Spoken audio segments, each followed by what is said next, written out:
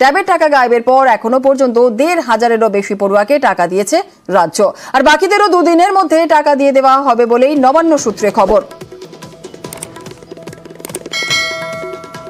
আরো একবার আপনাদের জানাই, ট্যাবের টাকা গায়েবের পর এখনো পর্যন্ত ১৫০০-এরও বেশি পড়ুয়াকে টাকা দিয়ে দিয়েছে রাজ্য।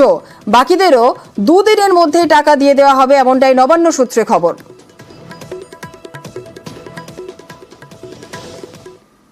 আদিবাসীদের উন্নয়নে উদ্যোগ রাজ্যের। আদিবাসী অধ্যুষিত এলাকার জন্য ৪ জনকে বিশেষ দায়িত্ব, আর উন্নয়নের কাজ খতিয়ে ৪ জনকে দায়িত্ব মুখ্যমন্ত্রীর। বীরভা হাঁসদা, জ্যোৎস্না মান্ডিকে দায়িত্ব দেওয়া হয়েছে। বুলো চেক বড়াইক, সন্ধ্যা রানী টুডুকেও দায়িত্ব। ঝাড়গ্রাম কালিম্পংয়ে তৈরি হবে আদিবাসী ভবন। নবান্নে আদিবাসী ও উপজাতি উন্নয়ন পর্ষদের বৈঠকে এই সিদ্ধান্ত। বৈঠকে কেন্দ্রীয় বঞ্চনার অভিযোগে সরব মুখ্যমন্ত্রী মমতা বন্দ্যোপাধ্যায়।